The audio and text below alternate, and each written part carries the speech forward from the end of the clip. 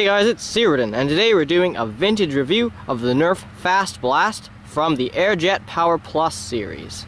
So the Fastblast was released in 1999, and it's a pretty cool blaster because it's air-powered like all the other blasters in the Airjet Power Plus series, but it has a clear side against a solid side, so the internals really stand out, and you can see all the moving parts, which is kind of cool. So the Fastblast is kind of an interesting blaster because here on the front it's got a turret, but the turret doesn't rotate. Instead, the mechanism inside actually rotates, so you don't really have an idea of which barrel is going to shoot. So you might be wondering why we've loaded it up with Whistler darts. That's because it originally shot screaming micro darts, which are essentially Whistler darts, and the screaming micro darts are really hard to find as well, so we just don't have any. So we're using Whistler darts because they're as close as what we can get to the actual stock ammunition. Another interesting thing about the Fastblast is the fact that it's an air blaster, but you don't actually have to pump it more than once. It also kind of has an old version of slam fire because there's no trigger, and you pull it all the way back and then push it forward, and then it'll shoot a dart and rotate at the same time. So it's kind of like an old-fashioned slam fire. So since it's a vintage blaster, it doesn't really have any tactics, but it does have some holes on the tops here, which probably could be used for sling attachments. Alright, that's it for our overview. Now we're going to move on to the range test.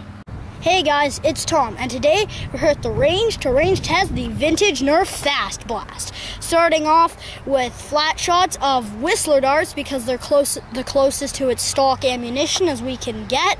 Okay, let's go.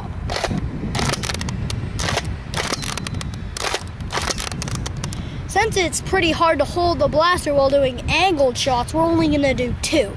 Okay, now let's do angled shots. Okay, that's it for shooting Whistler darts. Now let's go see how far they shot. Okay, so our first 2 shots are at 32 feet. Then our next one here is at about 35. And then we have one up here at 40 feet. And then our very last one at 42 feet. Okay, that's it for shooting Whistler darts. Now on to elites. Okay, so now we're shooting elite darts out of the Vintage Fastblast. Starting off with flat shots. Let's go.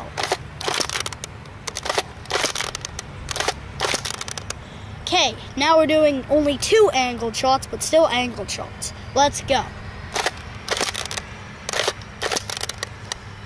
Okay, that's it for shooting elite darts. Let's go see how far they shot. Okay, so our first shot here is at about 37 feet. Our next one is at about 42 feet. Then next one at 46. Then a zombie strike at 51, and our very last dart, also a zombie strike, at 55 feet. That's it for our range test. Now for the conclusion of the blaster. So as you saw in our range test, the ranges are actually pretty good for a vintage blaster. Another interesting thing we found is that if you have your vintage mega darts, you can actually sort of fire them, although they only go like 15 feet if you manage to cram them in the barrel.